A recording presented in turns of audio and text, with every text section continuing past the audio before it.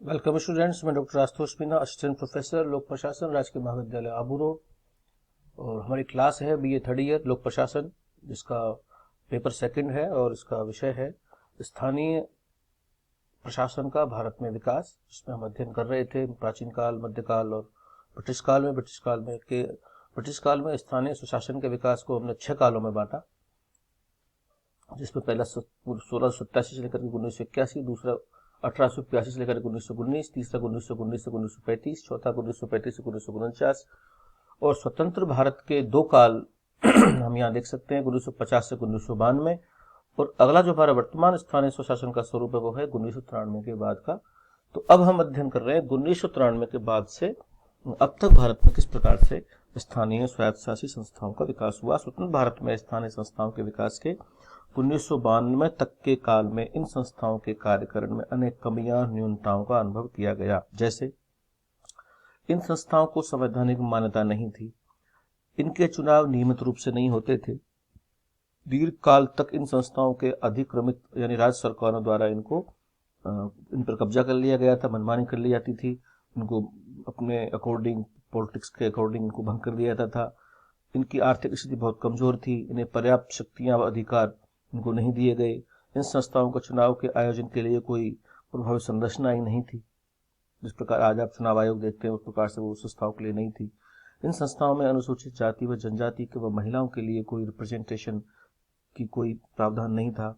ऐसी प्रमुख स्थितियां थी जिनके निराकरण की मांग विभिन्न स्तरों पर विभिन्न मंचों के माध्यम से अक्सर उठती रही।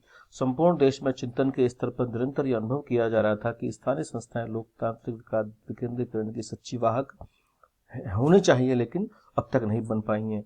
और ये अनुभव किया गया कि इस स्थिति का प्रमुख कारण इन संस्थाओं के साथ राज्य सरकार द्वारा मनमाना व्यवहार ही उत्तरदायी। राज्य सरकारों द्वारा इन संस्थाओं के साथ कोई न्याय नहीं किया गया। इन संस्थाओं के कार्यकरण में उपयुक्त इन्हीं न्यूनताओं के परिष्कार के लिए, इनकी सुधार के लिए भारत सरकार ने 2 व्यापक, बहुत ही ऐतिहासिक संविधान संशोधन किए, जिन्हें पंचायती राज संस्थाओं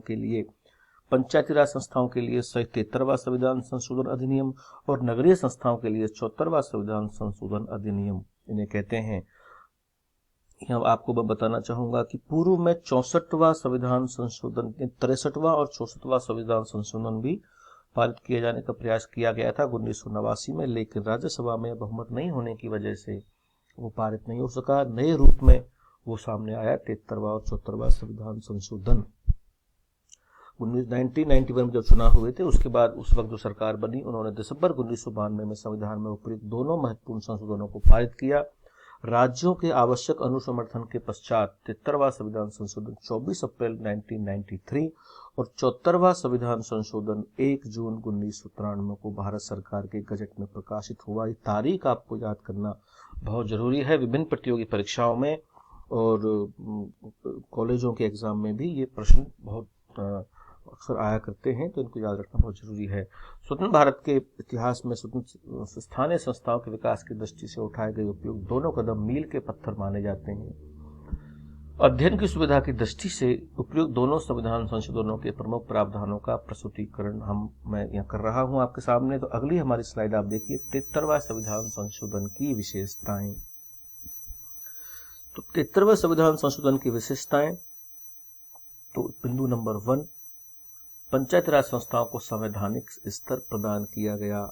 73वें संविधान संशोधन अधिनियम में शीर्षक में यह व्यक्त किया गया कि यह संशोधन पंचायती राज संस्थाओं को संवैधानिक स्तर प्रदान करने के लिए बनाया गया है। उल्लेखनीय है कि अधिनियम का प्रस्ताव संसद के समक्ष 1991 में 72वें संविधान संशोधन अधिनियम के रूप में किया गया था, किंतु पारित होते होते यह 73वां संविधान संशोधन अधिनियम 1992 के रूप में प्रवर्तित होते इसमें 1 वर्ष और लग गया। इस प्रकार यह संविधान संशोधन अधिनियम भारत सरकार के राजपत्र में 24 अप्रैल 1993 को प्रकाशित हुआ। कौन सा? 73वां संविधान संशोधन।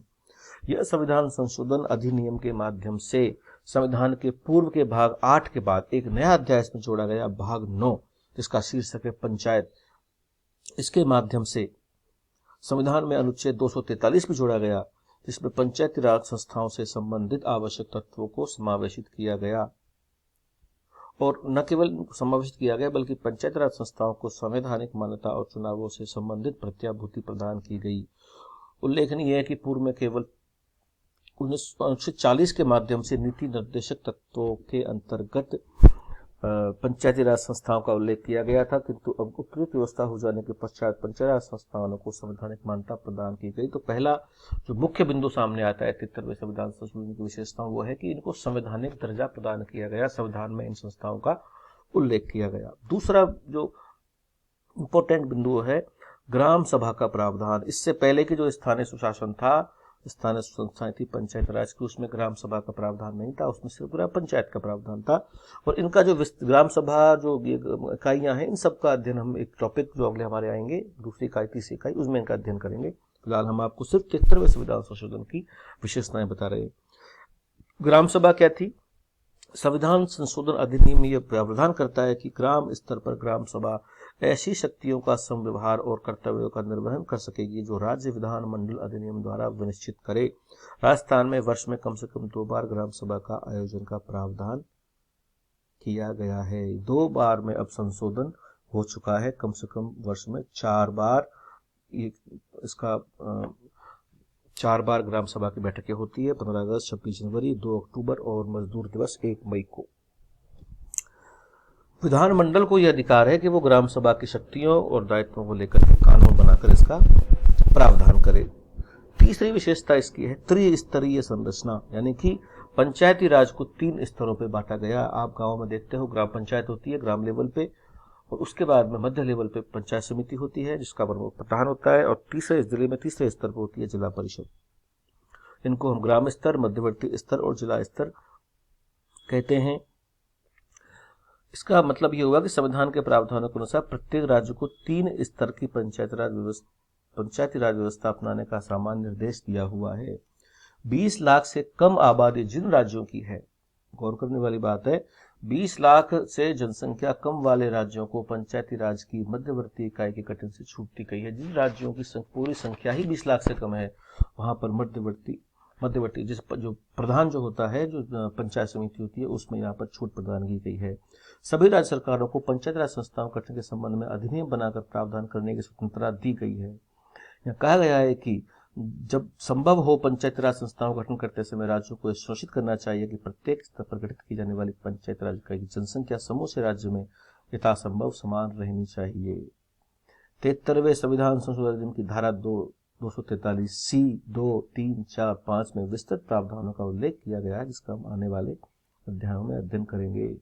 इन प्रावधानों के माध्यम से अधिकार राज्य के विधानमंडलों को दिया गया है कि विधि द्वारा पंचायत राज संस्थाओं के सभी स्तर ग्राम पंचायत, मध्य स्तर, जिला इकाई, सभापति, लोकसभा, राज्यसभा के सदस्यों के संबंध में उनके दरबार क्षेत्र वाली इकाइयों की सदस्यता के लिए आवश्यक उपबंध, मतलब कौन इसका मेंबर होगा और कौन मेंबर नहीं होगा, इसके बारे में प्रावधान करने का प्रावधान विधानमंडल को दिया गया है। और ये जो संस्थाएं मध्यवर्ती होती हैं, इनमें जो मेंबर चुन के आएंगे वो ही अपने चेयरमैन का चुनाव करेंगे। बाकी यहाँ सिर्फ हम ब्रीफ कर रहे हैं, आगे जाके आपको एक एक चीज का, ग्राम पंचायत का, ग्राम सभा का, प्रधान की शक्तियों का, पंचायत समिति का पूरा विस्तार से अध्ययन करेंगे, जो आपके एग्जाम में इसी प्रकार से प्रश्न पूछे जाते हैं। आज का हमारा विषय को हम यहीं समाप्त करते हैं, अगले क्लास में इसका हम आगे विस्तार करेंगे। Thank you.